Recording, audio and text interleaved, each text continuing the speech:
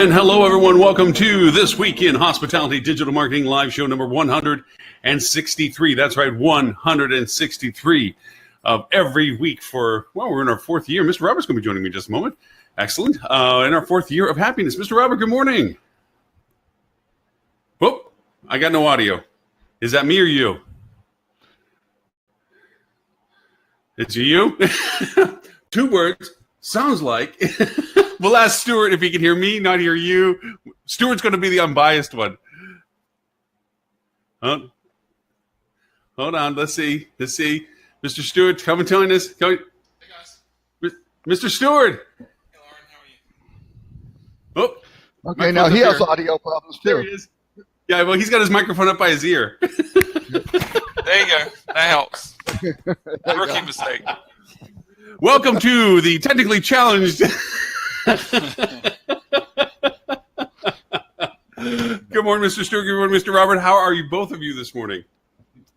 Doing well. So Stuart, you didn't do so well in biology, huh? Why is Identify that? the mouth. Identify the mouth. Yeah. Well, my wife says I speak out of somewhere else than my mouth, so. That's yeah. You know, that's strange. Did your wife talk to my wife? They said that. You stay the same My wife just doesn't listen, so she doesn't really care. Oh, yeah. There is already the progressive tuning out kind of thing to it. Mr. Stewart, it's excellent to see you, knowing that you were almost at ground zero when it came to the weather of last week, and that you remained relatively unscathed. I did hear happy stories from you, but that's good to see that you're doing well. Yeah, Myrtle Beach dodged a bullet, I think, for the most part. We're still dealing with some flooding. Like, I think one of the main roads coming in, Highway 22, they're closing today at 6 p.m. because of flooding. But some of the more inland areas got hit a little worse. But, yeah, we certainly didn't get anything like North Carolina did. So we were very lucky. So if you were looking for a vacation destination, Myrtle Beach is open. Come visit. Open and available. Because, yeah, very available. A lot of people canceled this weekend. But weather's looking beautiful. You know, there's no problems here at the beach itself. So come on down. That will be a problem for South Carolina, because everybody heard Carolinas, North. There's like, oh no, not going to stay away. And we do have Valen joining us. I noticed her hand raised in our little room to be a speaker. So there must be a functionality. There must be functionality in Webinar Jam that I wasn't aware of, that you can raise your hand to become a speaker. So. Yes, you can. Hi, Valen. Good morning. Hi. Finally, some intelligence on the show. It's great. Right. Thank goodness. Wait, who? Where? I can. We all look over our shoulder. I can tap out. Valen, it is awesome that you're with us. I know that Robert has some amazing topics, but I have a question, because I'm knee deep in these conversations, and you are the perfect person to be a part of this conversation. The designation of what truly is direct channel. Because I am knee deep in some conversations, not necessarily client based, but I'm participating in some conferences and so forth, and I'm running a panel and so forth. And it got into this fray of designation of what direct channel is. And I think the only consensus I got out of some of the conversation was anything that's not OTA. And even that got fuzzy for a couple of the participants. So I don't mean to throw right down on the table, first thing, boom, but it's like, I would love some professional insight as to what everyone considers to be direct channel. Because I have gotten 15 definitions from people that I've talked to so far. I mean, the way I would think about it is a channel that the hotel controls, right? So any channel that the hotel controls would be a direct channel. So not going through a third party. Yeah. Okay. So with that in mind, any form of third party. Any form of any form of third party. Okay, and divorcing that from revenue, right? So even if you don't pay a commission to that third party pipe, it's still not direct. So wholesalers, tour agents, not direct channel then at that point? Because you don't own is the designation owning the data or controlling the data? I don't even think about it from a data standpoint. I think about it from the source of business. So if it's coming through, if the reservation is coming through a tour operator, right, in any form, electronic or a list or a fax or whatever, or a snail mail, still coming through a third party. It's not Okay. coming directly to the hotel, right? Not coming through one of the hotel channels. Okay. And then of course, if you layer revenue on top of it, well, then it's obviously not direct. But even without revenue, I think about direct as divorced from the economic model. See, I was told also someone said that they would consider direct if they can control the advertising associated with the channel's productivity. And I thought that was bizarre because then as you're doing travel ads, No. that makes I don't direct think channel. so. Okay, so Yeah, I don't agree let's with that put at it all. this way. So No, if neither do you're- I. I'm just because this was a recent conversation yesterday, and I'm sitting there going, "Y'all don't really know what direct channel is, do you?" Yeah. Right. So if you're it doesn't matter if you're a destination or let's say a hotel company, to make it clear, and you're paying a tour operator co-op marketing funds to put billboards up to talk about your flights to Cabo. There's nothing close to being a direct. Yes, maybe they're promoting your particular brand or something like that, but that's not a direct channel. Because it's going, yes, you're promoting yourself through whatever, but it's not being fulfilled on your direct resources. That you don't control the aggregation of demand. You may be doing some things to promote yourself, but you are not actually receiving that demand directly. It's a third party is catching that demand. Or an intermediary of some form is catching that demand and then booking it on the consumer's behalf into you are the supplier, right? And that's it to the intermediary. As usual, I agree with Robert, and he's more articulate than I am. I don't know if I agree with that. Not quite as articulate as I'd like to be. That's funny. No, but Now we go I back to agree the with you, Lauren. You're right in terms of there's no standard. We talk to a lot of folks. One of the things that we pitch when we're talking to folks is that we can reduce reliance on OTAs and drive more direct bookings. So we inevitably have that conversation about what is a direct booking, but there's really not a golden standard. A lot of people, based on their their management group or whatever, have different. They consider different things direct channel, and it gets more and more gray now as we moving into folks like Google and TripAdvisor that were once meta searches, which led to direct channel bookings, now actually controlling the full booking. We see the Google itself, you can book on Google now, you can book on TripAdvisor now. So even though you collect the data, is it a direct channel at that point, or are they essentially an OTA? So there's a lot of gray areas in here, but I would like to see more standardization in terms of definition for sure. Yeah. I mean, because it came up with questions, and it also depends on the type of product that you have too. The way the answers came back to me is, from a brand perspective, how does a branded hotel treat what the brand provides them? Is that still considered a direct channel, or is that just brand initiatives? Yeah. Now you're going to slice there. That's where very, fine, but it's not mine. Yeah. And it makes it hard because.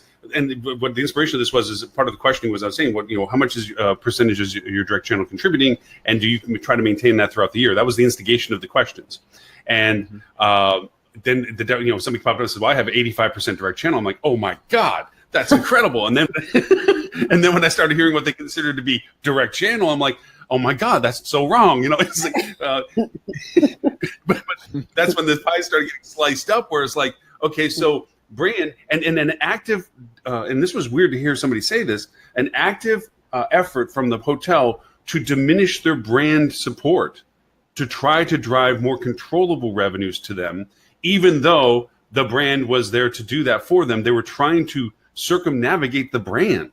And I thought that was weird for somebody that's knee deep into brand to be saying, that if they value their brand so little, why don't they find another brand or go independent? I mean, that's because they're locked in. Yeah, perhaps, sometimes but aren't there better ways to do to influence that than just basically building what sounds like almost a conflicting plan? Yeah, we they were on the vanguard. Right? Is building a complementing strategy to what the brand is doing. So not necessarily to bastardize that, but to add to it, because I mean, legitimately, we have properties that are Hiltons that are struggling now because Hilton's prevented them from having a vanity site, for example. And if they're in a unique situation, say the oceanfront, say they have full service, they have different amenities, they have certain local things that they want to talk about, it's almost impossible to do that effectively on the brand's ecosystem, right? Because the brand's so interested in pushing loyalty programs, pushing other properties, destinations, things like that. You really don't have the control. So I think, there's a way to work in tandem, but sometimes your objectives aren't the exact same as the brand. So I think there's some kind of middle ground there, but certainly shouldn't cut the throat of the brand, because it's there for a reason. It's important. But their motivation was about channel pricing. That was their vanguard, is optimization of channel cost. And they saw brand as a higher channel cost than other things they would like to exploit first. And that's where they were talking about, in deference to the brand opportunities, optimizing their more affordable, direct, controllable means of driving revenue to themselves. And then, to your point, going to the brand and looking for whatever initiatives they might have, because they see brand as a very expensive relationship, because not only are you paying for them to do the advertising, paying for the advertising, then you're paying the margin you have to pay brand for what you generate from the success. So it's a stacked deck of costs that they look at, and they've broken that down to say, well, I'd much rather try to drive it from other channels before I have to go to brand with hat in hand. So, but that's tough. If you are actually spending money to shift share from that brand, right? And if a big component of that is a fixed cost, you're throwing money against trying to battle, just the variable cost of that brand. And that is a slippery slope if you start calculating the ROI. I mean, I don't know. I mean, I think you've got to be selective and look at each channel differently, right? And each marketing line item differently. Because I would agree to a point that if your say pay-per-click, right, your Google AdWords is a channel. Yeah. If you're asking brand, some market manager that isn't in your location to manage your PPC, there's a good chance you could probably do that more efficiently than they can on your own if you have more insight into the marketplace. Well, if you have the tools and the insight, which you might, a lot of hotels it depends don't, on your right? scenario, right, and the resources, Sure. right? Or you have access to resources that are skilled in that. You can outperform the brand, right, in some scenarios. So I think it's a consideration the people should make in the right circumstances, but it should be not holistic and one broad stroke. It should be selective. Okay, each channel, what can the brand do that I can't do? Let's leverage that. Then what can I do better in an affordable economic way? Then we'll do that. So I think it's hard to, like I said, paint broad strokes. You need to be a little more precise than that. Right. And to add to the point that you make with that too, is that brand has to share brand value with everybody in that market at all tiers. And so you get only a small piece of the pie of your exposure capabilities. And I know the first thing from limiting what it is that you can be displayed as, and there's a prioritization based on who's in market for what product. And in stepping out from underneath that umbrella, and to what you're saying, Stuart, is where you might know better how best to do what you want to identify with. That gives you that latitude, that opportunity to do it. Because it is hard. I mean, brand has to lift all boats. They got to move the mountain for everybody. Right. And they have to do it on a scale, right, which doesn't allow for agility. So they have to have process and procedures that are going to fit all their properties so that they can scale it to a level, whereas you can be a lot more agile, a lot more reactive if you're managing your one property on your own. Right. And the brands get pushed to be very inefficient in many regards, especially with some PPC campaign where they're out there, trying to be, quote, fair with allocating resources, because you have owners going, hey, you're spending that much on that property, you need to spend just as much on me. And it's like the probability of that property getting a booking under this scenario is so much, it's a waste of money. We should be putting money somewhere else. And they can't deal with that level of nuance, which is where the OTAs have a massive advantage, because they're trying to shift things to what's the most likely, highest probability of booking based on the consumer's needs, right? Just pure focus on the consumer, and then who's paying them the most, right? As a tiebreaker. And they're So- not optimizing around budget. Oftentimes the Right. management groups are Oh, yeah. optimize around. As so many times I've said, okay, we've got $2,000 a month to spend on PPC or whatever it is, and that's fixed and rigid. And it doesn't matter how well it performs, doesn't matter how much opportunity That's there is right. to make more money. The budget is what they're optimizing around, and it's a backward way of thinking. The OTAs don't do that. They're maximizing revenue. So Right. they need to increase spend or decrease spend to maximize revenue. They're going to do it. So. Right. It goes back to the availability of resources, right, at the property level. And I mean bodies, but I also mean experience, right, and knowledge. And that's an expense for an owner or an operating group. And Right. it may be quite difficult to justify when you say, well, the brands are providing me that expertise, so I don't need to have that on site. And that's a double-edged sword, as we've discussed. Yeah. Yep. It can be decided though, because sometimes you find a reputable agency, depending on your budget, a lot of them are going to charge between 10 and 20% as a management fee, right, of the spend. If you can find someone that can prove to you that they can be 10 or 20% more efficient with the spend and increase the ROAS, then sometimes you on paper it looks like you're spending more money to manage this than you would with a brand, but you end up at the end of the day making more profit with the same budget. Right. Yep. Right.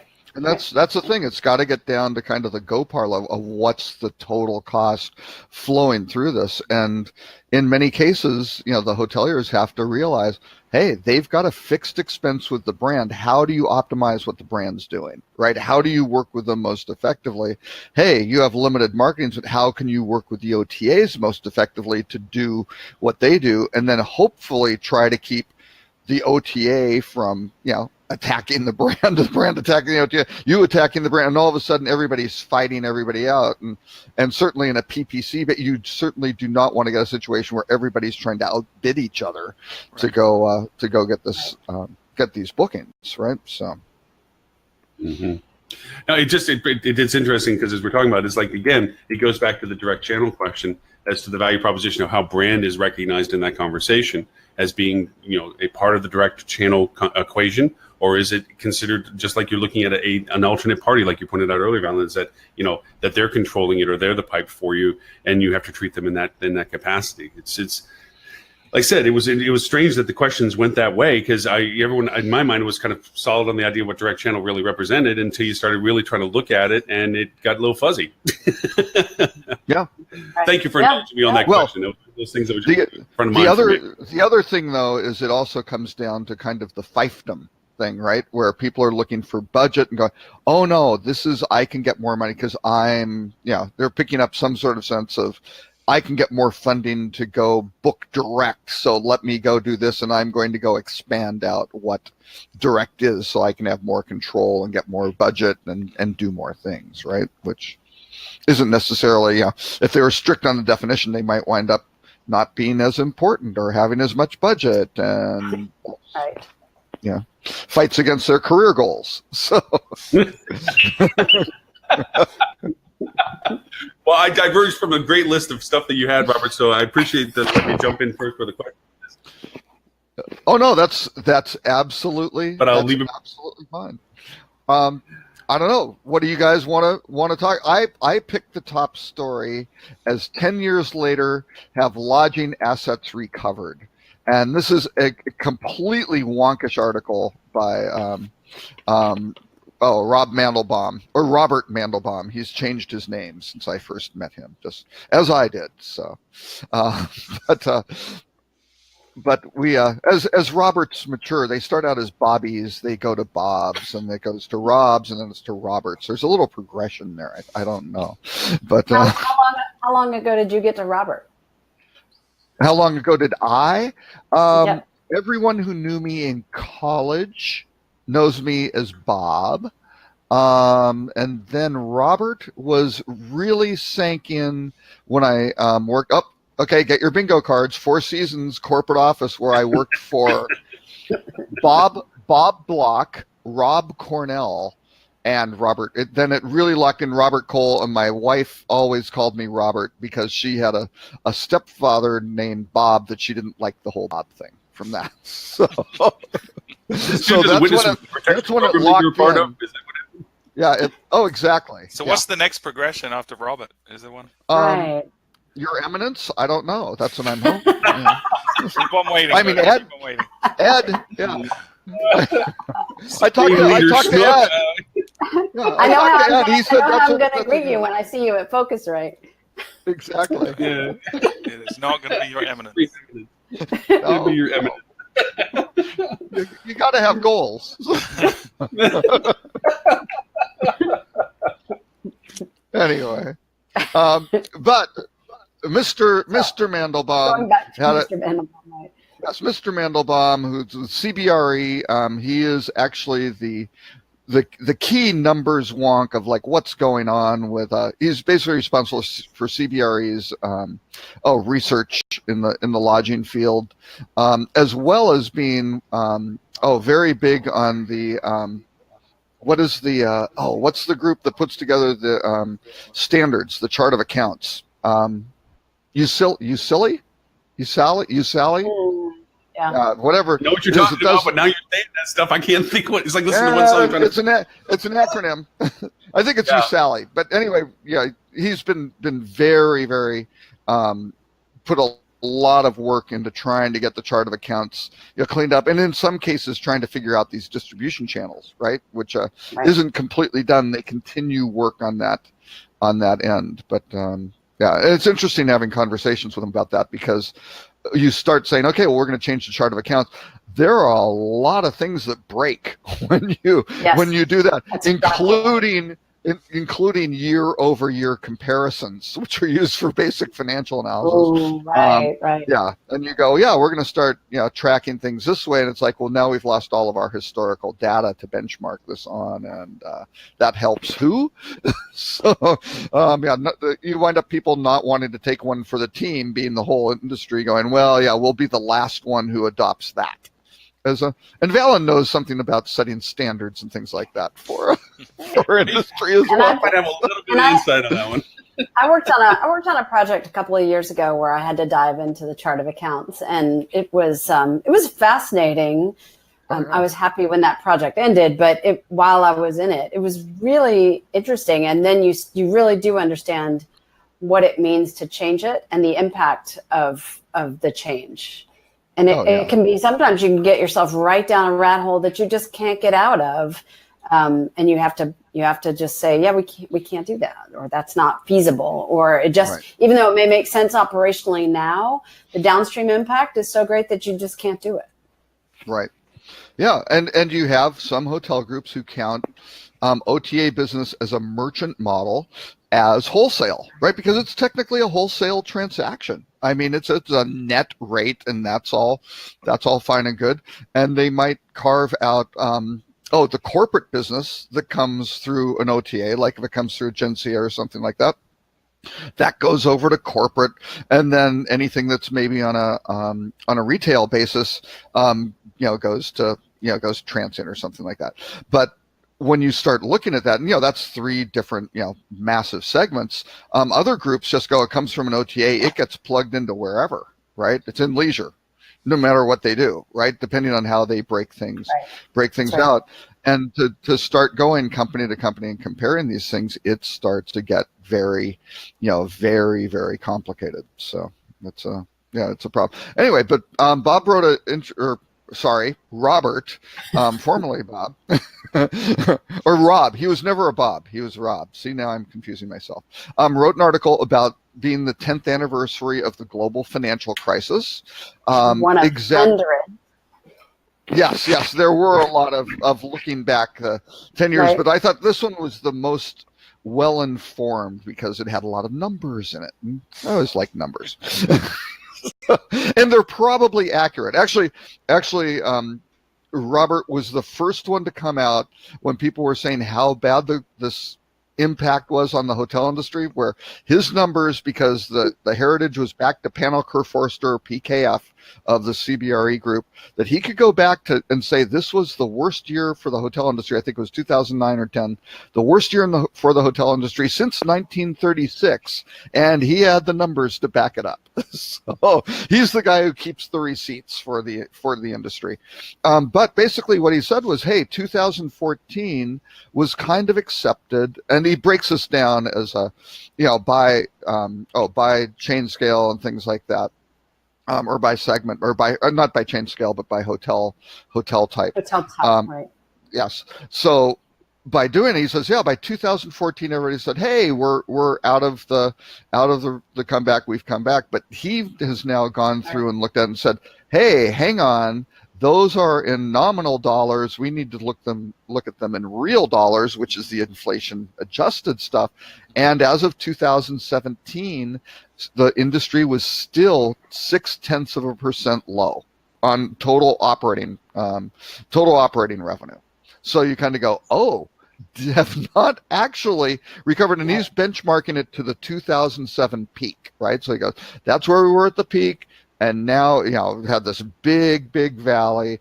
We've now come up, but we still haven't come out. That, the two sides of the chasm are not equal yet. We're still not quite there." So I thought that was interesting for everyone who's been euphorically saying, "Hey, this is great. We're at the all-time highs." We are kind of, but once you start taking inflation into account, those are really the numbers that you have to look at as a hotel developer, because what you could have put your money into something else, perhaps that could have had a better return. But certainly the folks who invested in 2009, if they got into the hotel industry right then, they probably did pretty well. They're pretty happy. What I thought was interesting was that his statement of the real losses. So convention hotels still like 7.2% down from their 2007 GOP levels.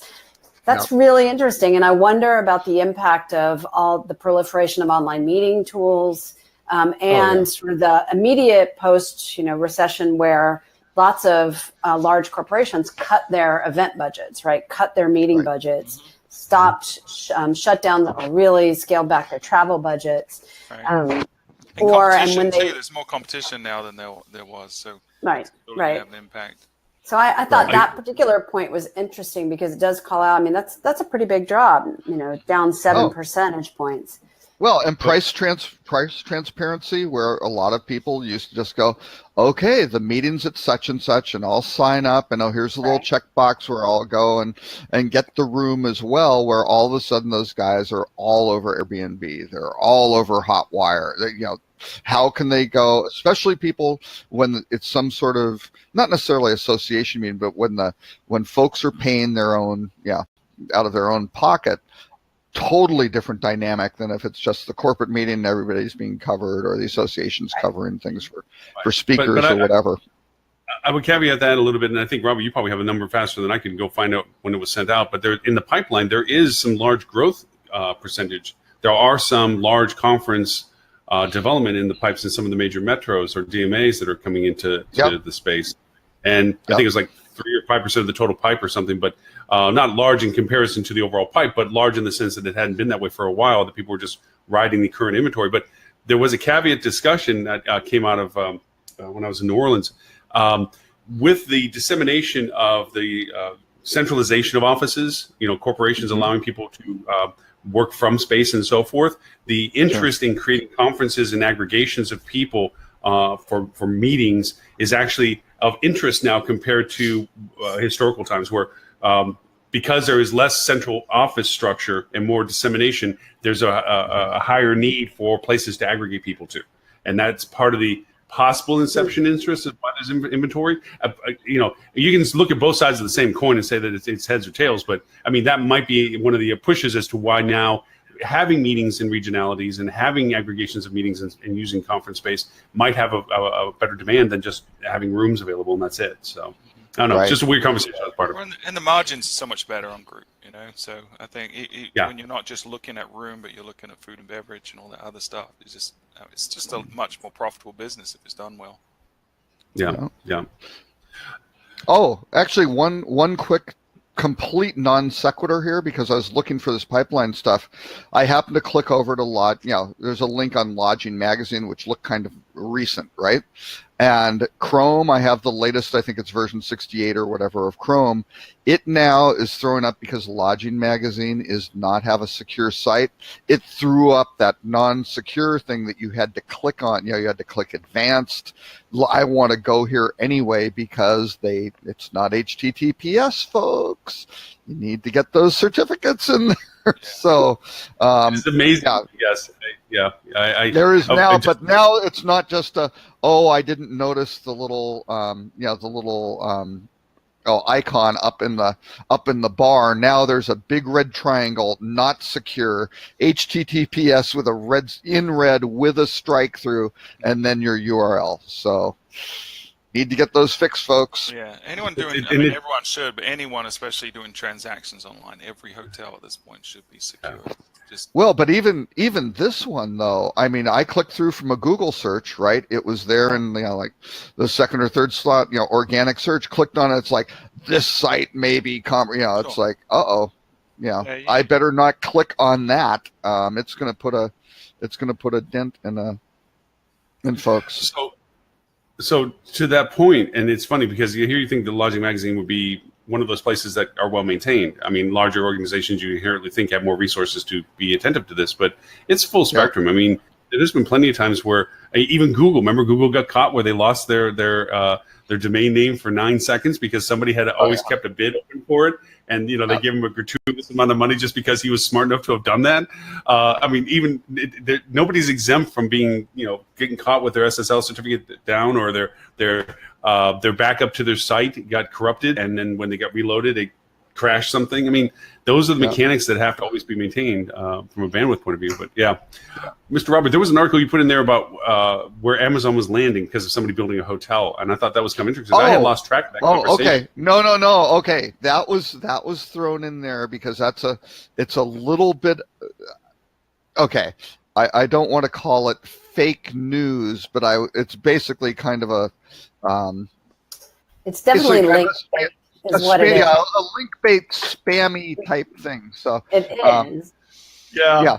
What we can describe. Okay, there's a hotel which is a. I'll toss up the link. The property is a Courtyard by Marriott, where the owner got creative because they're being built out in Virginia, and they basically said, Amazon, your order has been delivered. MCR, who's the development or management company, whoever, opens a total package, Courtyard by Marriott, at Amazon's future East Coast home.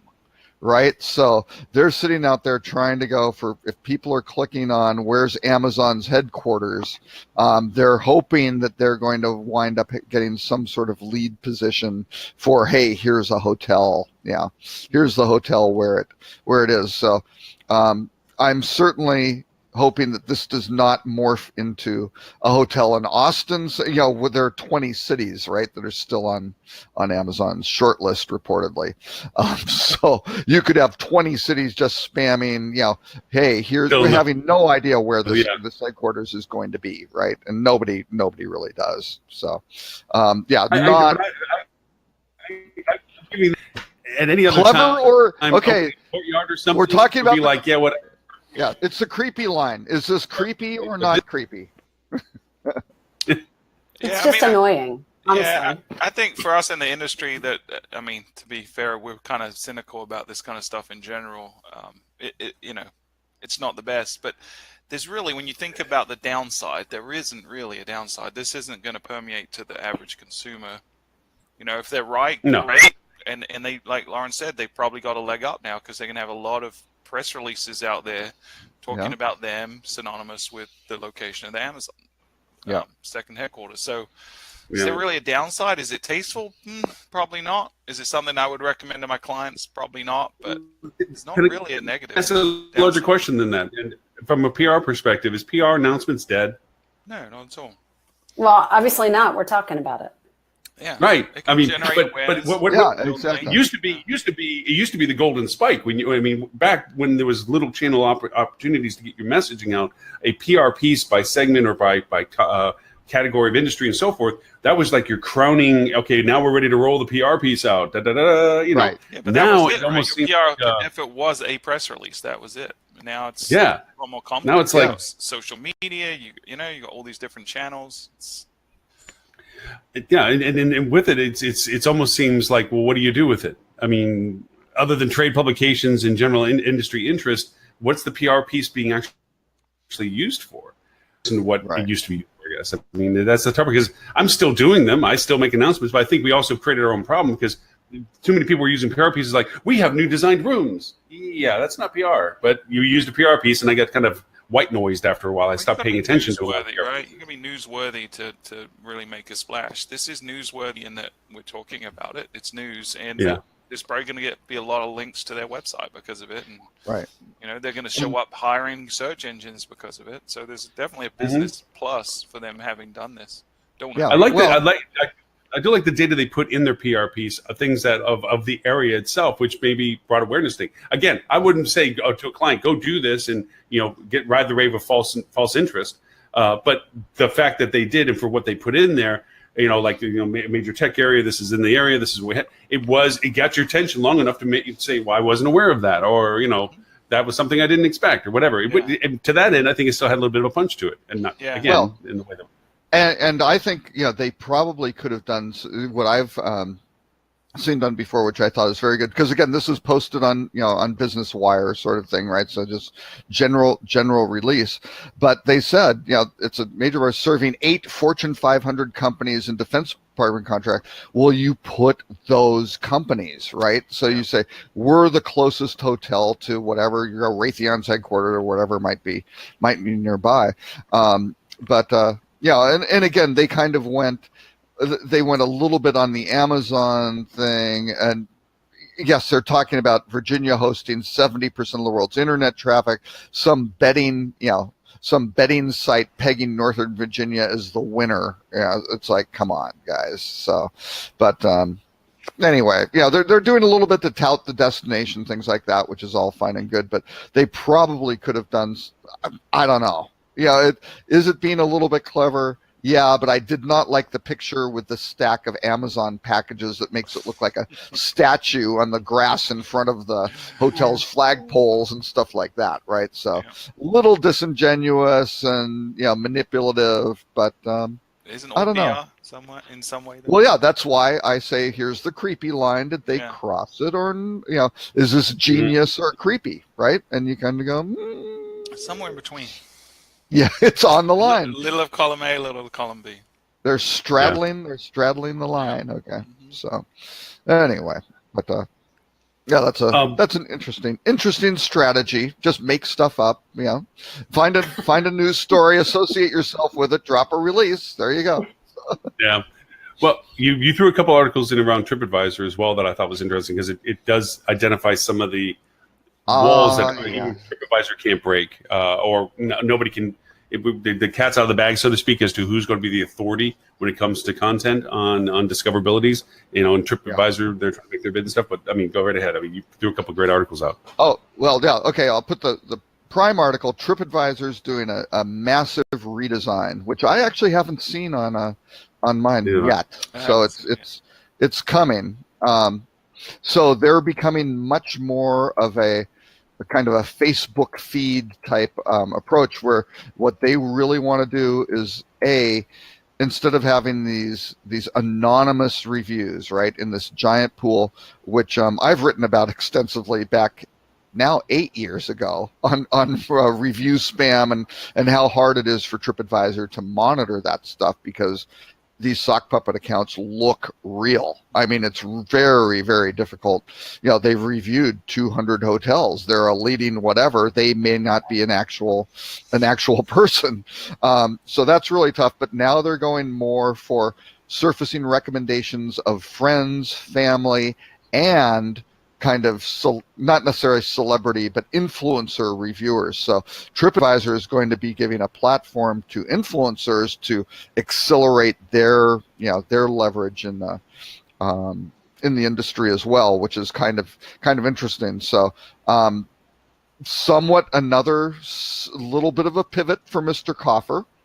And I don't know. So is that a good thing? Is this going to help TripAdvisor monetize more of this traffic? I think that's got to be their bottom line strategy. They have massive quantities of traffic. How do they monetize it better to get people to click and book through their platform is the bottom line, right? Does this work, I guess, is the question. Yeah, it's interesting because TripAdvisor was built on just being a useful tool, right? It was right. When it really started taking off was when they made it easy for people to log in with the Facebook Connect, and it was just something that was helpful. It was a utility, right. And they've gone away from being as helpful because they've tried to chase the money, and some of the tools on there really aren't necessarily in the interest of the guest anymore or the booker anymore. They're more trying to please the stakeholders. So I like this direction. I think it's going to help the platform be useful because none of us go and want to read 100 reviews. We just don't, right? We're going to selectively pick the 4 or 5 that we feel like are most relevant to us, usually the ones most recent or the top. So anything you can do to make the platform easier from a usability standpoint, more valuable to the consumer is going to encourage more people to use it always, right? The people are going to gravitate towards the best user experience, the best value to them. Does that translate to revenue for the stakeholders?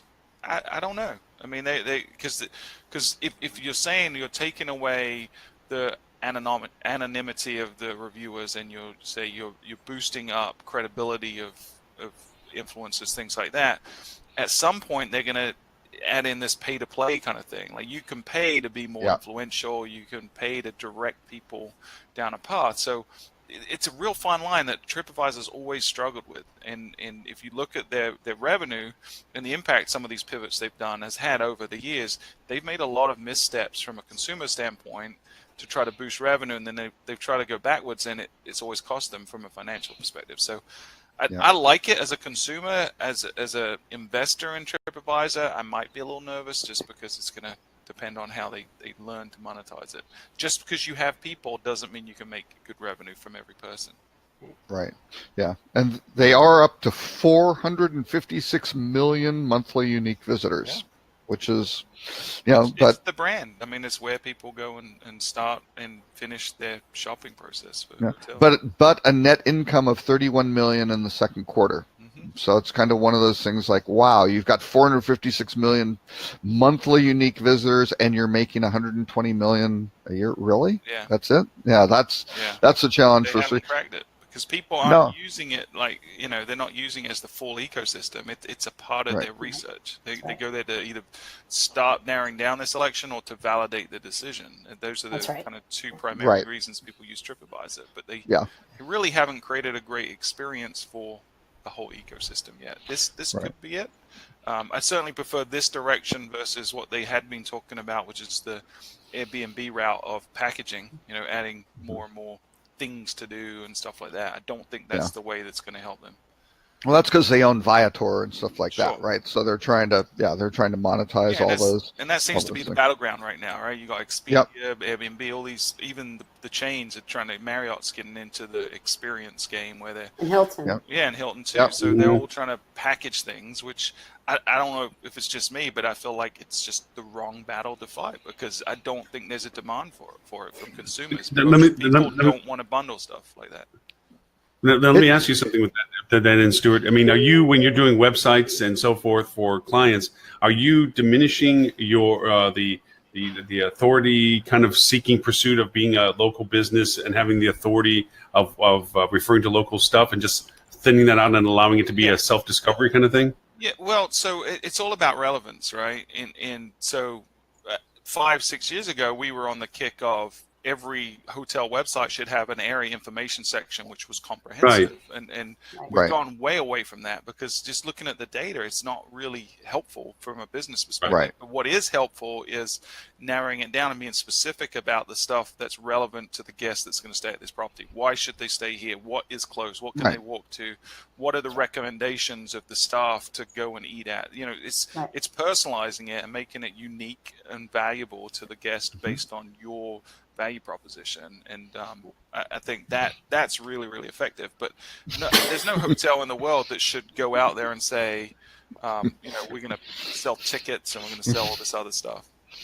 Right. And I think that one of the things is that, so guests want to know, like they want that information that's specific to the area of the hotel, but that doesn't mean that they want to actually use the hotel as the purchasing agent for that stuff. So they want to know about it, right? They want to know what it is they can do in you know, the obvious places, but also in the not so obvious places. Like if you go to San Antonio or, you know, some sort of a second tier city, Santa Fe, someplace like that, it's harder to find information about what's going on locally, but that still doesn't mean that the guest wants to purchase through the hotel, right? So or you could be locked in ahead of time. That's right. That's exactly right. When you're on vacation, I mean, I equated to back in the day when we ran hotels where we tried to ignore the outside world. We were trying to talk about internal capture in our restaurants and our whatever we're offering, and then we realized very quickly we irritated our guests because they missed the biggest ball of twine next door because we refused to tell them about it. And so we learned quickly. Let's start talking about our community. So then we turned into this. You know, I want to be your guide and experience to keep you sticky on my site, that you stay with me and I inform you about everything that you want and you don't have to go anywhere else. And then we quickly got overshadowed by all these efforts we just talked about, TripAdvisors and Googles and everything else that try to be the tour guide. And now we realize that it's better to just be specific to exactly what you said, Val. Is like, if I'm in a market that has less discoverability compared to other markets, because they may not be as easy to do, then answering very specific questions of the best burger or and putting it into that phraseology in your site, that you're letting them off the beaten path, or this is cultural, this is family adventure, helping them help discover what needs to be found is very valuable, without it having to be, to your point, Stuart, this mega list of here's 20 wholly accurate things that everything you must do in this local area. It's not worth that kind of dedication. So and all of this is also timely because of what's going on in the tours and activities, tours and experiences, depending on who you talk to and how they call it. I mean, one of a company that Robert and I both know, Redeem, this week launched a channel management tool for tours and activities providers. Right. So it's basically a switch, right? So the suppliers who have the ability to offer their inventory electronically can connect to that switch, and then on the other side, whoever it is that wants to distribute that stuff can do so. And Redeem, I mean, this has been attempted a couple of times. There was a company in the past called FlexTrip, which Norone actually bought, that did the same thing. But again, we found very little demand from guests to actually purchase through a white label tours and activities mobile site from the hotel, white label by the hotel. Redeem, we'll see now they're basically opening up that distribution side of their switch to anybody who wants it. It could be hotel companies, could be DMOs, could be, you know, anybody who wants to sell that inventory. It's going to be really interesting to see how what their uptake is. Yeah. And it's an interesting. I mean, I'm a Redeem fan because they came up with kind of this vouchering program that standardized things, simplified it for the suppliers of the tours and activities, that sort of thing, which was desperately needed, where these guys didn't have the tools to go, confirm this stuff instantly, things like that. So logical extension for them. The thing I think is, if you're looking at something it's time sensitive, or there's scarcity involved that adds value. Like if you're going to Versailles and if you want to book something which has the private apartments or something like that, right? You can only get in at 9 o'clock in the morning. It's a once a day thing. You can book in advance. I mean, if your hotel can somehow swing something where you can get your guests access to that, that might be something that you can say, same Broadway shows, right? If you can get Broadway packages, things like you're a hotel in New York, then right. Then you're gold. You're totally gold.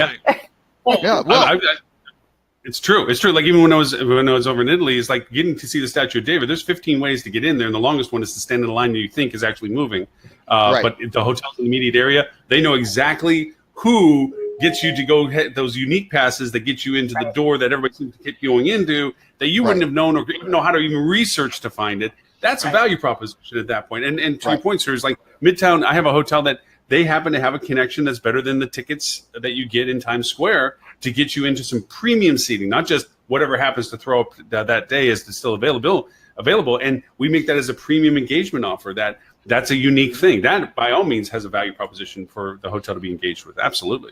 Absolutely. So these sort of switches, these tours and activities switches, like what Redeem has built, and I'm guessing they're going to have some competitors probably in short order. But the inventory they're going to distribute sort of has to be commoditized, right? I mean, it has to be almost unlimited inventory, like hop on, hop off bus tickets, things like that, where they're not going to be able to, or not easily able to distribute what Lauren's customer in Midtown has, right?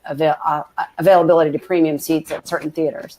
So it's going to be really interesting to see how the distribution, the electronic distribution of tours and activities has an impact on how customers perceive where they can buy and when they should buy and who they should buy from. Yeah. Yeah. And it also is even segmented to the type of guest that you're having. There are some guests that, because they can afford to simply ask, can you just take care of all this? This is what I want. You know, they don't want to be that person that has to. And then there's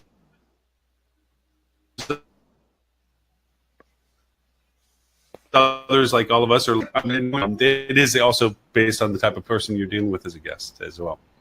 Yeah. Mr. Robert, what else have happened?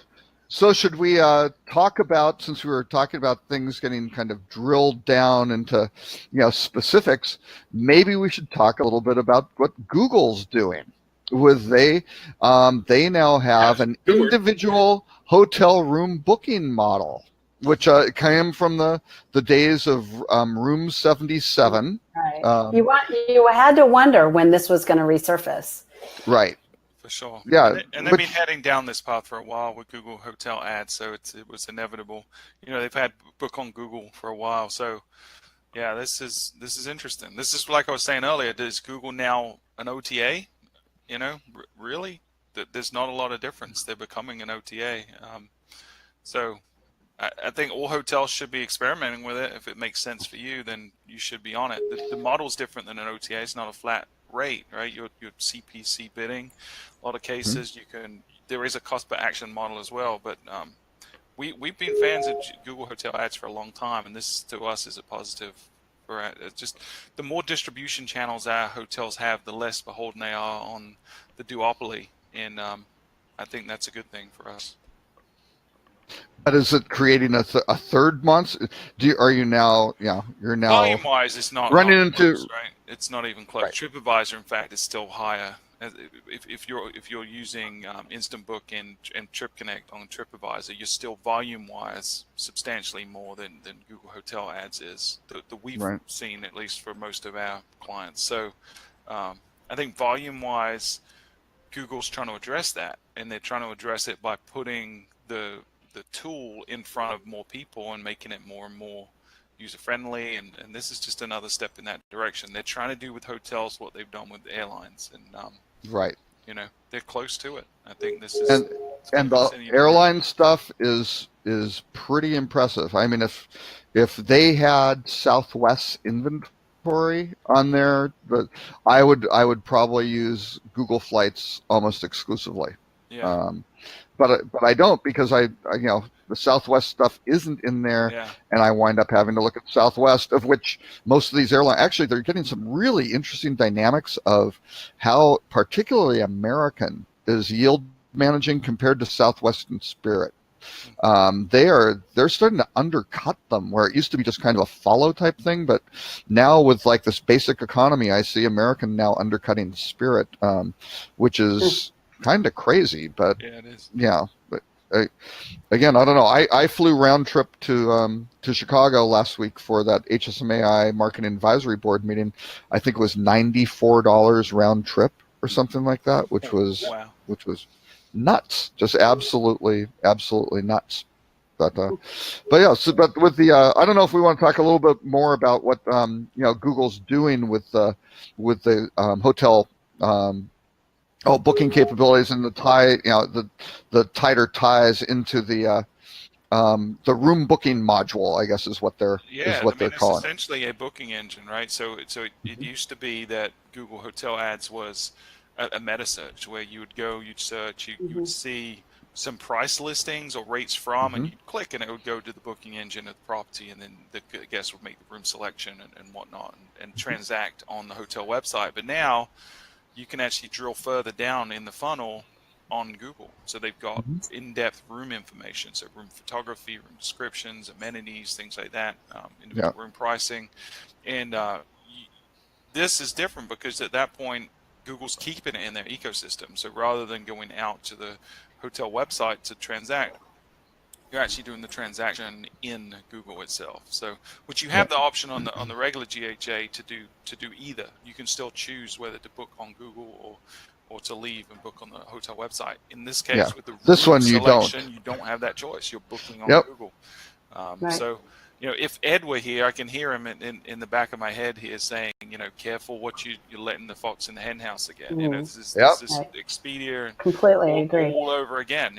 Don't become too reliant on one source of revenue because then you lose control. And so how do they map back into the central res, right? So I assume all the room information is being hosted by Google, so it's not like they're pulling that from the central res. But if I'm booking a particular room type or a particular room, in this case, it must pass through, right, in the integration between, or Google must share that. Yeah, so the integration is very complex, takes a long time, and they stay on top of it. Like if you're out of sync at any point, you get alerted that you're going to get shut down within a day or two. So they're running constant comparisons against your inventory online, your room types online, and what you're providing to them, rate parity, things like that. But the feed itself, you're defining all the room types, you're providing all that data to Google via the API. So, and mapping it to your IDs, whatever that is. Right. So, but it's interesting. What I thought was almost most important, just as a educational perspective to the hoteliers, is look at how Google is designing this stuff to book, right? I mean, it's designed for mobile. It's outrageously compact. And they're building in certain things even at the top where they are doing the advertising flag, right? So they are flagging as an ad, which is good. It's like, good for you, Google. That's what you preach, Google. Yep, exactly. So, because they have gotten into a lot of trouble for preferencing their content versus others. So they're doing the right thing, and they still have different channels. So even in the example they had kind of, you can book direct with the hotel. So you can circle back to the top of the show. Or Agoda or Travelocity, right? So if you kind of see a brand and go, oh, I like them, which I think will be very interesting to groups like Expedia, where they have, or Hotels.com, where they've got loyalty programs, and people may go, wait, I want to go. I think it's 2 more bookings till I get the free one from Hotels.com. That's going to be a very interesting dynamic, right in this very small, bit of real estate. But they've got a room photo. They've got the context sensitive for those dates, the price of that room, the occupancy, the description of the room, like what kind of room is it? It's a deluxe room versus whatever. So yes, have good room descriptions, guys. The occupancy, how many guests, the cancellation policy, free Wi-Fi, all that stuff is very well laid out in an incredibly compact area of real estate, right? Yeah, it's not quite on par yet with Booking.com. I feel like their UI is still a little better, but they're heading in that direction very rapidly. And Google's notorious for testing. Right. I've seen a lot of different variations out in the wild. There's a lot of different screenshots, and not everyone's even seeing this, especially not on desktop yet. So, they're iteratively changing and optimizing, and it's don't discount it. If you're not on Google Hotel Ads, then you need to be on Google Hotel Ads at this point. Yes. Right. Yes. Yeah. But then again, to your point, sorry, go ahead. I was going to say, going back to the conversation at the beginning about direct, part of the challenge of direct is that the third parties add to the obfuscate, basically, by saying you can book direct to the hotel via Google, right? Right. So as opposed to going to Agoda. So it's not surprising that hotels, it's sort of that slippery slope. Hotels have to be really careful in how they listen to the third parties and that they don't take up that third party language, because that's obviously what's happening, right? Google is saying book direct. You can book direct to the hotel with us. Yeah, they're hijacking that phrase for sure. There absolutely are. Yes. Yeah. And to your point, Stuart, is like we as an industry have been brought up with silver bullet stuff, like, we do this one thing and it solves all of our online issues, or this is a great resource. And then you get hooked and dependent upon it. And next thing you know, you're wondering why all of a sudden you're addicted to just this one channel and you don't even know what your options are at this point. So yeah, the cautionary tale of, hey, this is a great thing with Google, let's do this. But putting all your eggs in one basket, thinking that that's going to be your solution, all of a sudden you have turned into this reliant, needy person on this channel because you made it your single source of opportunities. So yeah, having a good blend of sources of traffic is critical. Yep. Even just to keep the other groups honest, right? I mean, that's at least you have something, because again, you can go to Google, you can go wherever and go, hey, TripAdvisor's doing this, or I'm still getting more volume through them. What's the deal? And you might not be able, if you're small, you may not be able to make much of a difference, but if you're big, that helps. Well, and again, I'm probably going to do the shiny object or squirrel thing on this one as a tangent. I'm working on a platform right now, a bot. It's a QueryBot. I got it. I picked it up from AppSumo, which is my addiction of software. Because I buy just about everything that they put up. It's like, oh, that's so cool. Boom, buy it. I'll figure out what I want to use with it later, but it's so cool. And QueryBot was one of those things where it allows me to put a bot on the website, but it's completely customizable to every page that's on. Historically, messenger bots and stuff is messenger bots, and it's a single source, single place. It's very hard to create variations to it. It's a single entity that you have to decide what it's going to do. With this QueryBot, I can put it on websites, and what I've been having fun with is on special promotions and so forth. Rather than trying to force all this massive navigation tree stuff, I have the QueryBot engage what the person, the potential guest came to the page for, in what they're interested in from where they're looking, or if there's additional information that they need in relationship to what inspired them to bring them there. Whether it be an ad that came to a landing page, or whether it came from the website and they're just going through navigation. And the really cool part of that is it can really replace a lot of the dialogue. But then again, to what we just finished talking about, this reliance of trying to control the channel of conversation, how much data do you have to give them, how much do you prove to be the resource, it makes it a challenge. What do you guys think about the whole bot engagement stuff is my biggest question out of all this. Is this a viable extension of our engagement with the guest on the site, or is it just kind of a passing, it's cute technology now, but as soon as because it can talk too. It can talk to you if you want. He's going to go a different direction, I guess, or whatever. But I don't just... Weird thoughts, since I'm in the middle of playing with it right now. I just had a chance to ask. I think I don't know if you exactly call it bots, but I think AI-driven conversation where you don't have to involve a human will be a very big thing. Because again, just look at how call centers work, right? They have specific scripts or basically, trees to break up, do you need this, do you need that, to try to get you into the right queue to go answer whatever questions. FAQ pages, all of that stuff can be automated, because these are the most common questions. And if you can get that to someone more efficiently and quickly through a text message or a voice response or whatever that is, yes, and the computer's going to be faster. It's going to be more consistent. And the key is, can you structure this to be answering the right question the right way at the right time, and not suddenly give just like bizarre questions or frustrate people where they ask a question and your voice recognition isn't working to the point where it can't interpret what they're saying. It goes, I don't understand you.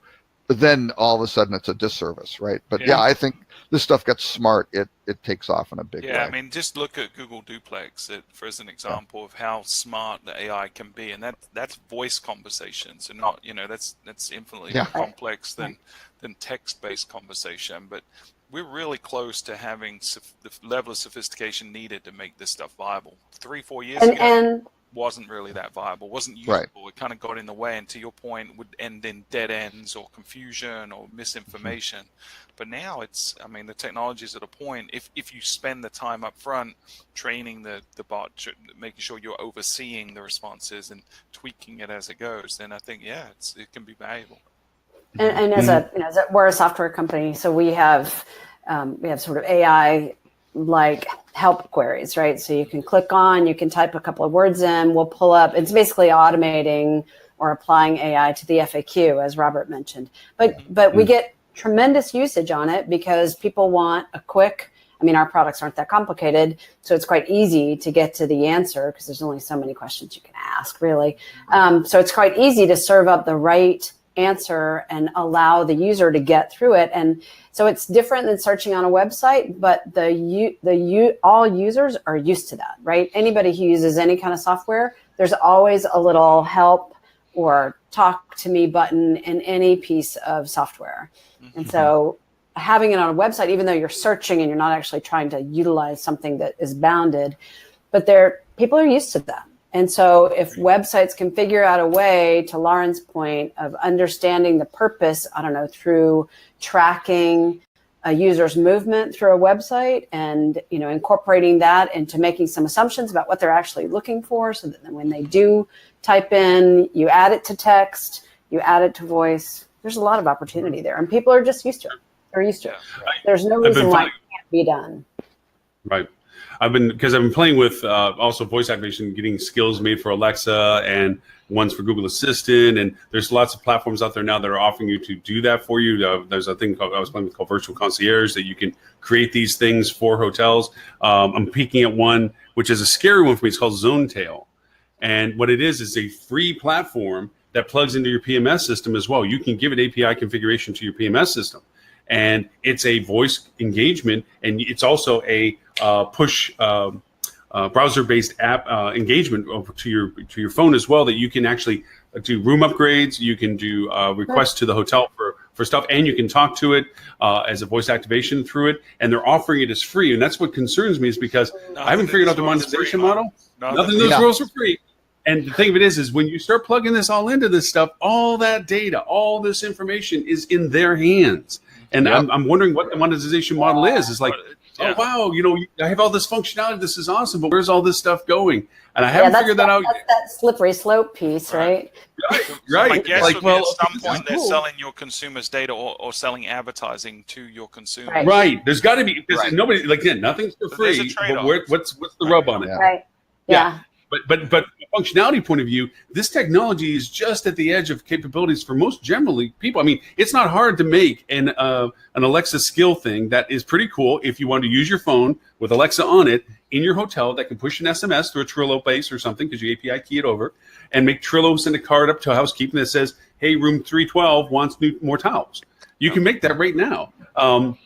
But again, it's getting guests to use it, getting the staff to use it. The functionality, it has to be seamless. It doesn't have to be like you have to do 3 steps to get one done. There's still a lot of mix between. And then these platforms like this thing comes out, and it's like, oh, we can just do that all for you. And it sounds like, wow, this is great, until you begin to wonder what the value it's to them. So anyway, it's fun stuff. I want that link, Lauren. I totally want that link. Yeah, I'll send for ZoneTail. Yeah, I for ZoneTail. Yep, yeah. I'll post it. Okay. Great. It's out there. It's scary. Their pitch is all like, and everything's free, and we do this for you, and you're like, wow, that just sounds so cool. Wow, yes, I'll go to the facility. Yes. Wow. Yeah. When it's too good to be true, it might be too good to be true. Oh, it really is one of those ones. It's like, I love the concept. I get all excited about, man, this would be great if this is really it, but I don't like giving you that information to do it. Hey, let's invite them on the show, and they can justify why it's free. Oh, I like that. I actually would like to reach out to them. Yes, I would love to see if I can get them on the show for that. It'd be good. But anyway, sorry, total tangent off on the bot stuff, because I'm having fun with QueryBot. I'll send you that link too, just for fun. The QueryBot. The other thing, though, is in terms of hacking, these are the sorts of things. And again, I'm not saying positive or negative on ZoneTail. I have no idea how it's architected or how they're connected. But I don't know those are yet. the ones when you go back to the big, the big Target hack, right? Where people went in and they got a ton of money, all this sort of stuff. What happened? It was through the a maintenance port, right, which was open for convenience because it was easier. You could just log into that, and they didn't go hit the hardened central servers of Target because that's like breaking into Fort Knox. What did they do? They hit every point of sale. So they hit like 2,600 or whatever point of sale systems and went in through the maintenance. So this sort of thing, you've got to be careful depending on the And you can give access somebody- to the PMS. It's not just Zonetail. Maybe their stuff is fine and architected very well, and the property management systems API has some gaps in it where you can go attack that. So whenever there are these connections, you gotta, which is one of the benefits to these really old, nasty, hardwired, complex proprietary interfaces. Yeah, we have were designed for vendor lock-in. They are hard to hack. Wait, you're talking about the Battlestar Galactica syndrome, where if it's old enough, nobody. Exactly. That is a one upside to just say it ain't broke. Don't change anything. I mean, the people who all the developers have retired. Well, the developers are responsible for maintain. The people who are the developers responsible for maintaining it can't even get in there, right? So it's completely secure. We have one of those systems. It's a real legacy system, like an old green screen kind of thing. It's called Guestmate, and I think they've still got about 20 or 30 properties, large properties, all properties on it. We have an integration, but it's a pre-Windows operating system. It's actually a pre-DOS operating system. It's on an operating system called That's BOS. excellent. What is it called? BOS, B-O-S. And we have to connect to it through a serial port and telnet into into it and create a VPN and telnet in through full flat text files. That's how we do a real-time interface to that PMS. It's the most what was that old? Flat text files. I love that. I've done that. What was that? What was that old development platform that Microsoft had that you have to go find like a guru on top of a hill? It's so old that there's only like a handful of people that still know the coding, and they Fox charge Pro or something like that. something. Fox Pro. Oh no, Fox Pro. Hey, I can code. I used to be able to code in Fox Pro. Hey, if I can there's some remember. major PMS systems still running. Some of Springer them. Miller. Springer Miller. Although, hey, and Springer you Miller just launched their baskets SQL of version. money. So. It's like, please fix this. Bring in the baskets of fruit. Hey, there's some major advantages to that kind of technology for sure. Oh no, That's wait. true. People forget that in the early 80s, the number one property management system that was killing it was EECO, EECO, right? Which Valen might have heard of them. Maybe. I have not. It's Maybe. before my time. No? I didn't even. Oh, my no. God. Now I'm really dating I was myself. still in school in the early 80s. So. Well, I realize that, but you might have heard You were still of them. Bobby at that time. You weren't even Rob. I was Bob. I was Bob in the era of EECO. That's right. So It was the first level of witness protection program we went through before he had to change his name. Exactly. At But that time, with it was me. they had their platform was written in assembler language, so we're talking super assembler low language. level, and their key developer who handled the reservation handler, and I mean, ITT, Sheraton, Four Seasons, all these major companies were on this platform. It was it. Nobody was that fast, close. Super fast for sure. Oh yeah. Oh, it worked. It worked really well. They had big properties on it. It was all fine and good until this one guy passed. And I can't remember if it was a disease or hit by a bus, but the guy was gone. Alan's laughing at this guy's poor demise. I know. No, this company was gone within 3 years of this guy because nobody knew. Nope, there were no other developers who could really handle this stuff. Robert, I'm in always amazement at the detail that you remember stuff. It's just crazy. It is. That's a totally unsustainable business model. That's what that is. Yeah. Lesson learned: don't have one person with a set of keys. I mean, it's got to be. But no, I was an eco systems manager, and you're talking about using the RS-232 port to go get telnet into these things. You were the guy that showed up at the white shirt and the pinstripe black tie and the little silver Oh clip. And no, we were having problems. Well, and I got into this hotel. I wound up becoming systems manager, having never seen these three systems. Well, core systems: PMS, point of sale, and phone switch, which were kind of the three pillars of your hotel back then, technology wise, that had never been interfaced with each other. And I was sitting there with 24-hour call and a beeper going, we've got 60 days to put this stuff together and open. Excellent. So yeah, but we literally had the telephone guy, and it wasn't like with the software developed, it was just the guy hooking up the thing. He had like a little data bit analyzer, and we plugged it into RS-232 to just see what was going back and forth between the switch and the PMS. And we figured out we had to go tell the developers, no, here's what's causing it to crash. You have an extra slash or comma or God, something was malformed in this thing, and we can see it. And it's like at that time you didn't have a cell phone where you could take a picture of the screen of this thing. So we're capturing this stuff and trying to go, here's what it is. Here's what the thing's doing. You're throwing in an extra slash, and it breaks it. Sort of, just troubleshooting like you young kids just have no appreciation for. Yeah, I used to troubleshoot like that. One of the bits first and- languages I learned was assembly. So yeah, Assembly, Fortran, RPG, all those ones were out there. Fortran was the other- yeah, for sure. Yeah. Yep. COBOL was back then. Oh yeah. COBOL, yep. But anyway, Back okay. to the So back to memory lane. Y2K days. The Y2K days. Yes, for people who missed that. So, Yeah, right. So what? Because we're getting around on time for all of it. What are some of the other ones? I know we want to say the rut row for last, and then we have some announcements to some of the program changes we're going to be doing for the show. I want to throw those in at the tail end as well. So, And I have a hard stop. I have a hard stop at the top of the hour. So okay. So So we in got that case- 15 minutes. Yeah, you pick. You can pick. Boy, we just had a wide variety, everything from a case for vanity websites for franchise hotels. Which I agree 100% with the entirety of that article. You do. Well, we should post that then. Yeah. So Okay.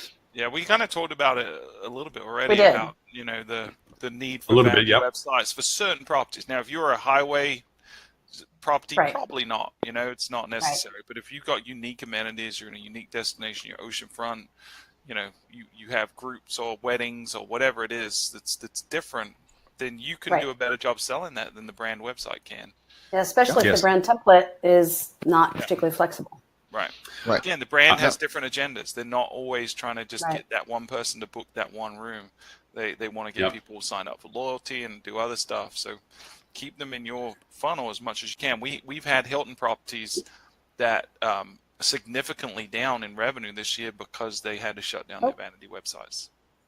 Mhm. We lost No, revenue. I've Robert Peel. We must have pissed Robert off. Nope, he's back. I was always back in my previous one. I was with an ownership group, and I was on the EFAC committee with Marriott when it was only like 12 old white guys, not the thousands of people that are participating now. I was a huge pain in their butt because I would argue the value proposition of standalone websites compared to brand. That brand only brought their efforts down to a certain level, but then in the localization level, they failed because they weren't interested in the actual property's success as they were about the brand success with the property as the asset.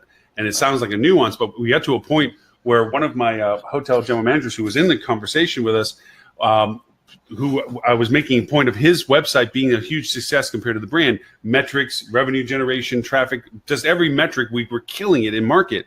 And he was like, well, I agree with brand. We should just let them do the job. So I went and opened up into his hosting site where I had his website and brought it all the way to the end that said delete account. And I spun the laptop around and says, great, push that button and you're now agreeing with brand and you're done. right. And it kind of stopped the conversation at that point. It's like, there's a reality to just being politically agreeing. Like, if you want to take all that money out of your pocket because you want to kiss the brand butt, go right ahead.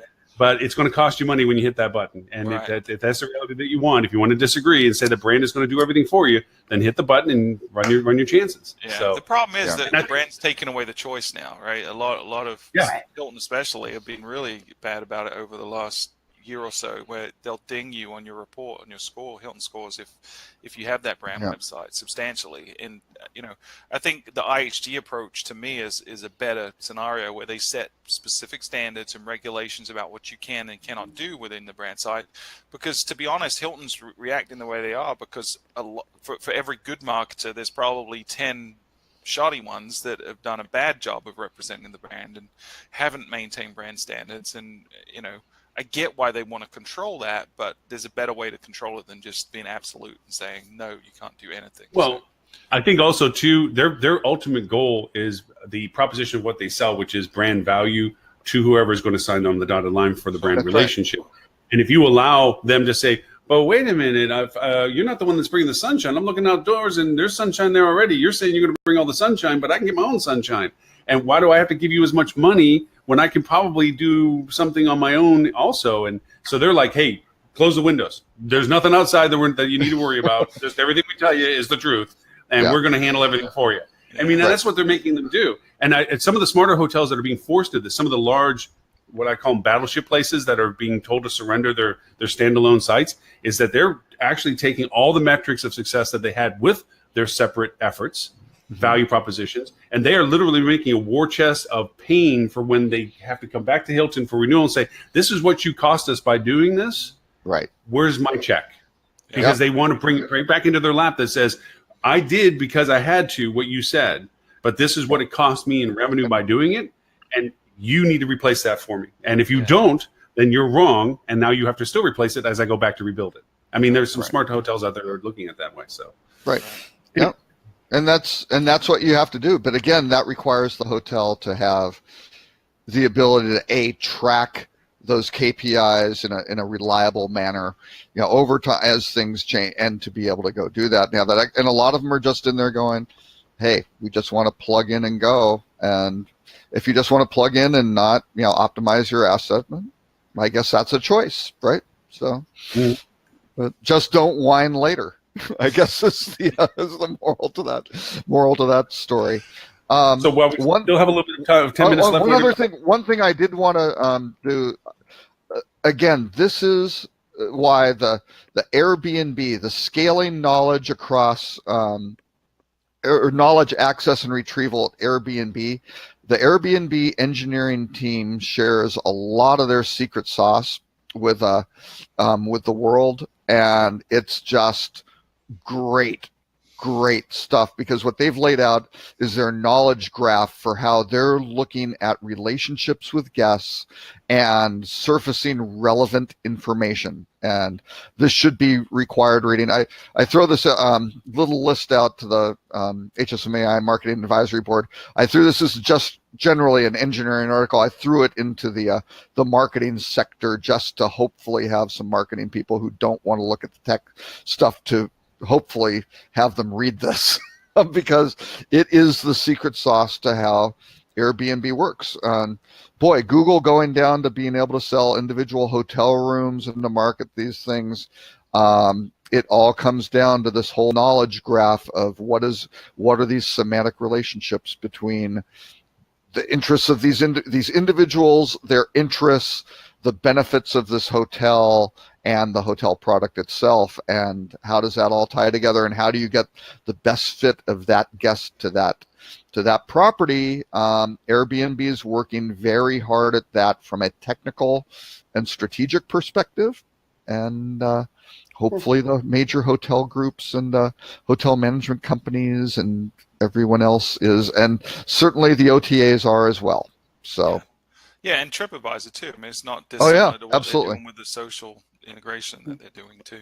Yep, this is definitely where the direction of the industry, and not that much being revealed by the hotel groups doing this. Right. I don't know. Do the hotel groups well? And actually, this may be even not to argue against the case for vanity websites. I mean, one of the things is the hotel groups want to capture all of that information so they can start doing some things. And if you have a bunch of vanity websites that are doing, you may not have consistent statistical access to that stuff. So you certainly wouldn't have it all, right? You'd have only the data from the sites that you scrape, or not scraping, but pull the data from, right?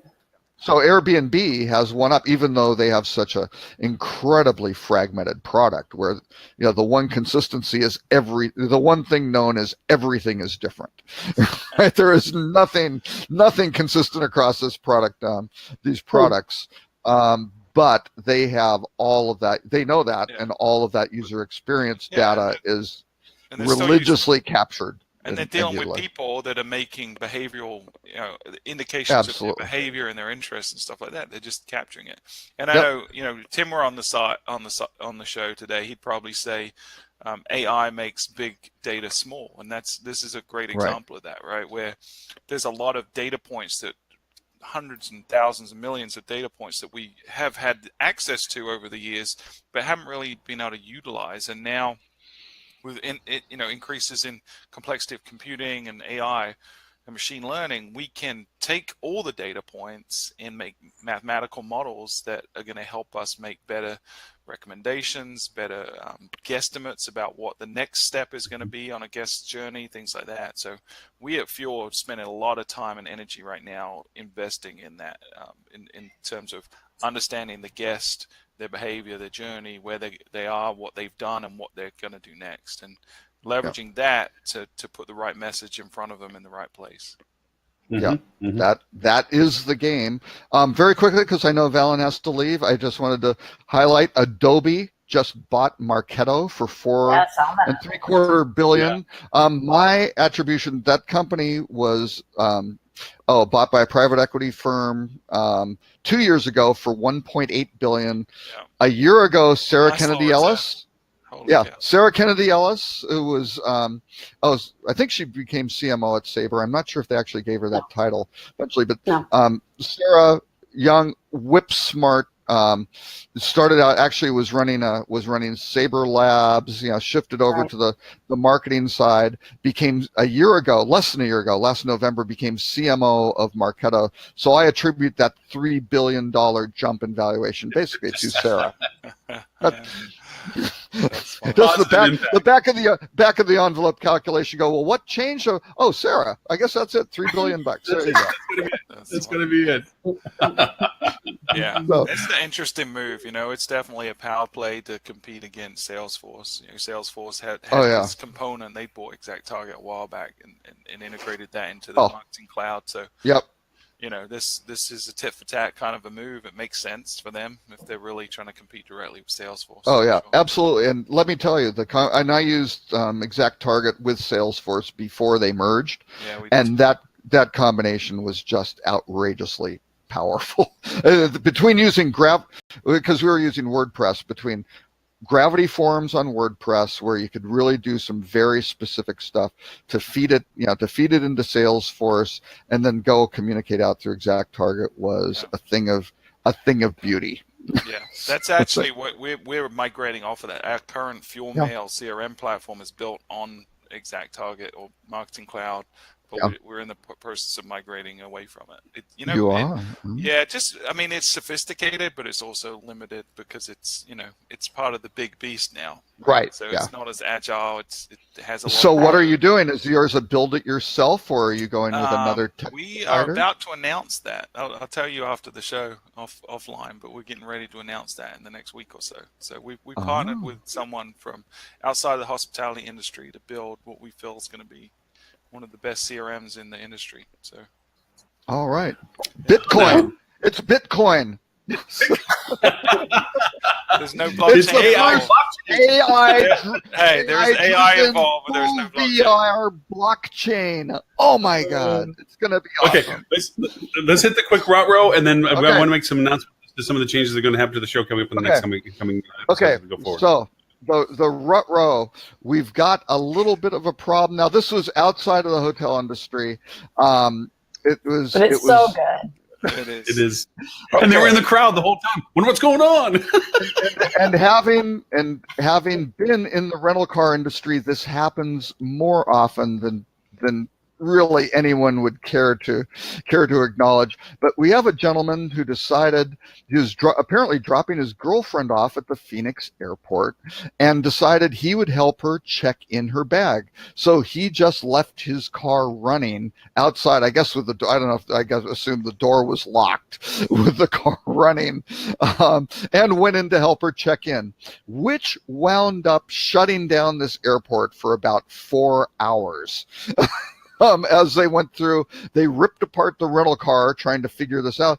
And yeah, this guy's just kind of standing around, completely shutting this whole terminal down of the airport. But then the ironic part was he was not charged with anything, which is illegal. Yeah, a $56 parking violation. And you go, wait a second, what? Yeah, but you have to wonder, there's the tow fees, right? Somebody's got to pay for the tow fees. And then what's the rental car company going to say to him? Yeah. Oh, yeah. Right. Yeah, he's going to have the rental car company where they pried open the trunk and the hood and everything else with like a jaws of life type contraption, apparently. Yeah, they've got a little problem. But I mean, what kind of idiot? And especially he's just inside. He didn't get on to go shut this down and stop it and go, it's my car. I'm sorry. I will move it. I think they wouldn't let him out, right? They said there was a suspicious vehicle. Yeah, they thought that he was going to then go trigger it in a suicide, approach. I don't know. The weird part of this is that we all travel a lot, and we've seen where you're down waiting for your ride to get picked up, to pick you up, and somebody will pull up and get out of the car, close it, and go start walking in. You're like, and the security guard's like, "What are you doing?" "Oh, I'm going to go." It's like, no, you can't leave. I mean, people just don't seem to understand how the world of the airports these days, that you can't just leave anything unattended. Even if you leave your bag off to the side, even when I walk up to a counter, it's like I don't feel like comfortable leaving my bag if it's not attached to me, kind of stuff. Because somebody's going like, "Look, bag." And it's not just airports, right? It's, to me, there's two types of people in this world. There's people that think about their impact on others, and there's people that are so self-involved that they don't care about anything else. And it's illustrated best to me when you go to a grocery store. There are the people that will they'll empty the groceries into their car and they'll take their buggy back to wherever it's supposed to go. And then there's the asshats that will just leave the buggy right there at the front of their car. And block a parking space, block a parking space. Block a parking space, Risk damaging someone else's car when a gust of wind or a hill, whatever, takes it. Right? You don't ever do that. I bet that guy that left his car there leaves his shopping cart. Exactly. I bet he does. I am sure you're right. When we do our orientations for new employees here, I have a slide that shows a shopping cart rammed into the back of a car and all the damage it did. Because we have a saying here. We say, put away your shopping carts. It's just a metaphor for do what you're supposed to do as a human being. Is that a question on your job applications, we Stuart, always for field ask, travel? in the interview process, we always ask what you do with shopping carts when you're or the people who they go shopping in the grocery store, they have something, then they change their mind, and you wind up with the wires, the whatever, sitting in the completely wrong section. Refrigerated item in a non-refrigerated section. A bag of corn, frozen corn over there in the peanut butter. Yeah. That's why always when I pick up cold stuff that's on the front of the shelf of the thing, it's like, this feels a little warm. Let me dig a little deeper and find something maybe a little bit more frozen, because I think they got left in somebody's cart on aisle or something. Probably. Yeah. Hey, okay, but Stuart, wait. Here's the litmus test again. Okay, you're buying milk. Do you go look for the latest date, or do you look at a date that would see, and all that milk that's sitting there with a date that's probably good enough for you? You can drink that gallon of milk in that time. I leave those for the people who leave their shopping carts in the walkways. I mean, it's like, hey, pick up the milk because you don't even care. I'll even offer to them. Hey, buddy, with milk, it's priced at a point. There's always going to be spoilage. That's taken into account. And if the next person's too stupid to look at the date and they're going to have milk that's spoiled tomorrow, that I can't fix stupid. So that's right. There you go. Fix stupid. Hey, what do you Robert and I had cat two. The what? Cat two. What do you feed them? Cat a lot. No. Not Seth. Seth, the smaller one, he's about 10 pounds or something like that. Kelso's a little hefty. A little lefty is right. They eat the same food. Yeah, I'm not going to weight shame Kelso. He's very sweet. He's very nice. Yes. There's too much love there. Hey, so Robert and I had a long conversation. If anybody yesterday. wants to know Kelso's weight, they've got to say their own weight. Let's put it that way. Yeah, right. There it is. So before we lose Valen, okay, so Robert and I had a long conversation yesterday. Stuart, you and I have had conversations before. I had conversations with Tim, and I know, Valen, you made some great insights from what we're looking at. From the show's perspective, I wanted to propose, while we're just still chatting at the ends, but that we put a little bit more structure to the show. I've gotten a lot of feedback. People love the show. They listen to it more as a podcast. Especially when we push it back out, that's when we get most of our attending people that listen to the process. That's so they don't have to look at us, Lauren. Except with Valen on. They'll watch this show. We'll get better. They're going to watch this show because Valen's on, right? But for anybody else, it's just listen to it. It's like they don't need to talk heads. But one thing that it does get asked is, we get some feedback. It's like, okay, the banter at the beginning, so we're going to put a little more structure that we're going to define the topics at the beginning, and then say that we're going to go from this topic to this topic, so people know what's going to come into it next. So that when they want to listen back, they can listen to the section that they're more interested in, and so forth, to put a little bit more context to the structure of the site rather than the randomization of it, where we're going to try to keep it where an hour is structured, because we get a lot of great guest hosts. Eric Dorr is going to be finding even more. He's volunteered to go chase down people to be on the show, so we have more frequency to the guests coming in. And we're still going to keep that predication that they have the first half hour when they're here, but then we're going to share more of what exactly is going to be discussed. The emails that I send out in the invitations each week will have a precursor to them as these are the things. Here's a little bit of the list, the selection, so they have some idea of why they want to listen to the show. Also, the progression of what we're going to talk about, so that we can kind of keep it into the bottle sometimes, that we'll talk about this, then we'll move to the next one. And then at the end, if we want to go down rabbit holes and so forth, we give ourselves a margin of discussion that people want to still hang around. But I have a question. Who's going to referee us?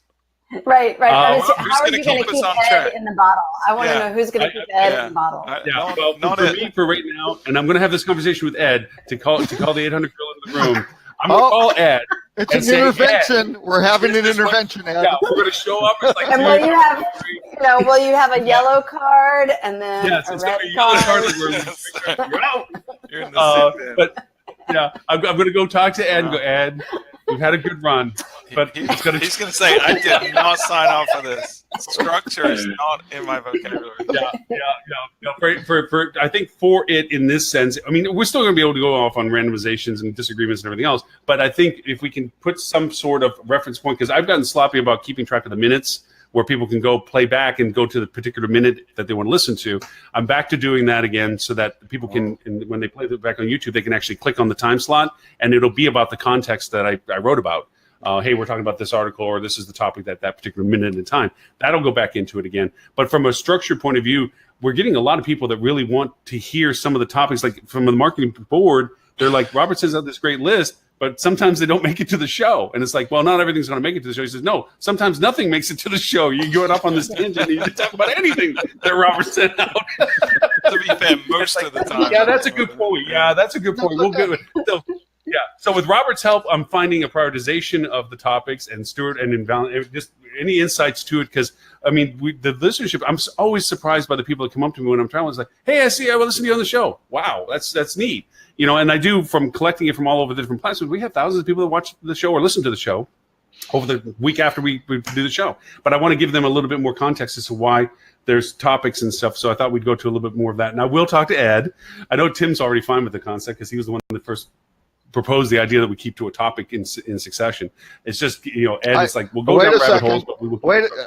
Tim takes credit for a lot of and he probably has a blog post. But I think the second or third show I was on 4 years ago, I think I brought that point up, Lauren. So. All right. I'll give you the first dibs. We used to have tools, techniques, and news, and then it just turned into news, then it turned into therapy. So, but anyway, to be honest, I didn't even realize we broadcast this thing. I thought we were just chatting. Well, then there's that too. It is the therapeutic aspect of coffee around a table. But remember when Lauren said a shirt was required? No shirt, no service. That was when we. That's when we started broadcasting. Nope, he never did. Yeah. No. Notice I never stand up during our shows, just so you know. Dressed for Exactly. camera. No, and the one thing I would like to do, I'm trying to figure out some method. I don't know if this is a good way to do it or not. I'd love to have the people who like subscribe to be able to vote on the news items, because we have various categories, right? I try to pick like a top story and a rut row sort of thing to frame them, but there are brands and there's marketing, there's technology and intermediaries, and normally I try to get like maybe 3 topics per segment, but it'd be good to have people go, hey, you should talk about such and such. So have to figure out how to make sure the news is, you get the late breaking stuff, because I started doing this for a little while, like on a Tuesday, but then there was so much that happened on Wednesday and Thursday to talk about Friday, it was no longer relevant. So I don't know, have to figure out how to do that. So any insights that you all have as to this? I think we want to kind of bring it back into the context that we do have an audience that loves what we do, but also would like to have a more opportunity to be more specific to the things that they're interested in. And we don't know how to create that feedback, but certainly we can create some sort of semblance of structure. We're still going to run off the rails. We know that. We're still going to go off on tangents, but to make it a little bit. Go ahead. One suggestion, maybe like sometimes we don't talk about stories that I want to talk about, right? Because we just run out of time. So if there's, I don't know, you send out to whomever it is that's presenting during a week ahead of time. What do you, Valen, want to talk about? Stuart, out of these, what do you want to talk about? Robert, what do you? Like I would have liked to talk about the Shiji and Stay in Touch story, but we just didn't get there, which is fine. Right.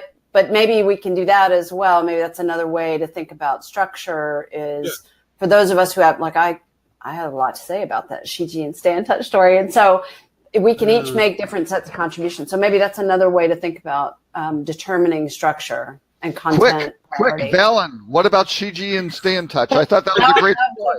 Never, it's done.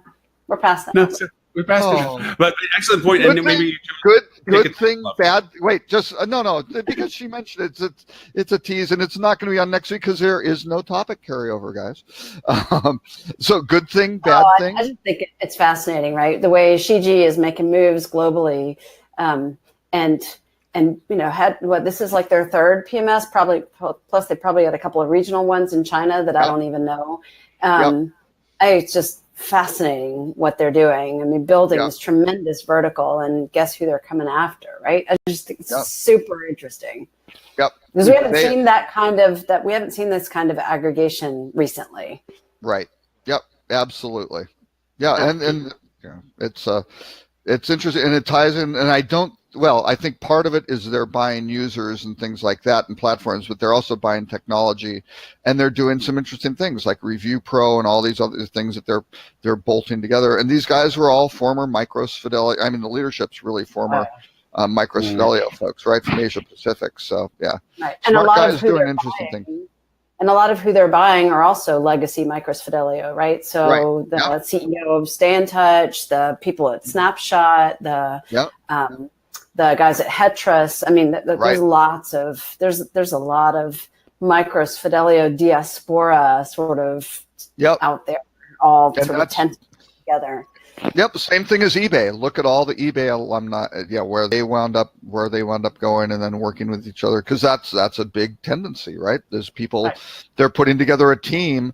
Boy, you can reduce a lot of risk by going, that's a person I worked with. They were great. Bring them in. Yeah. I know that woman. I know that person. Right. Yeah. Exactly. Fascinating. I just think Shiji is so interesting. Yep.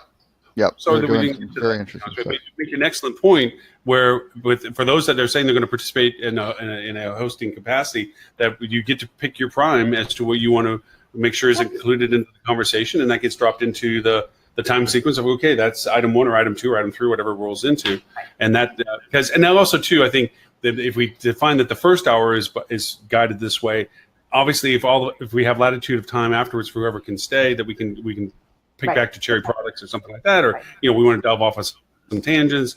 We'll call it the Ed half hour, just the St. Ange half hour.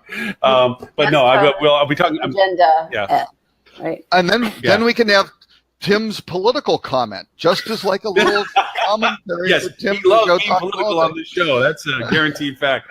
All right, with that being said, Valen, thank you so much for coming back in. And if people want to know more about what you do or what it is that you want them to connect you with, where they can find you. You can find Nor1 at www.nor1.com. I am at Valen Perini on Twitter and Skype and LinkedIn. Awesome. Mr. Stewart, sir, you and Fuel Travel and your amazing podcast. Well, if you have a pre-DOS operating system PMS and you want us to integrate to it, we have a call booking engine at fueltravel.com. You can also listen to our podcast, fueltravel.com/podcast, and you can get the latest updates. We always do hard-hitting news about bees, so you can get the latest bee update It's true. on every episode. That's true. Mr. Robert, you and Rock Cheetah? Very good. And I want to stress for Fuel, hotel market, they exclusively work with pre-DOS clients. That is the one requisite. If you don't talk to There's them. a punch card or a wire board in your framework. Yeah. We can help you. Yeah. Actually, we if can actually integrate with your tape board. Yeah. yeah, and if you're watching this on a computer or via the internet, you don't qualify for Fuel Hotel Marketing. This is the Commodore 64. If you're on Commodore 64, Old school. Basic Man is here. Old school. Yeah, forget this. They're going to billboards. So. Billboards, flyers, people in sandwich boards. Check it out. Check it out. All right, Anyway. rockcheetah.com. Yep, you can find me at rockcheetah.com or at Robert K. Cole throughout all social media. So, Excellent. And for archive of this show and all of our shows, it is best to go to hospitalitydigitalmarketing.com/live. There you'll find the links for this show and all the other shows and a player and notes and everything else for that. And with that, thank you all so very much. We did go over a little bit of time, but I appreciate the insight, and we'll hopefully see everyone next week, Friday, 11:30 Eastern, for show number 164 of This Week in Hospitality Digital Marketing. Bye, everybody.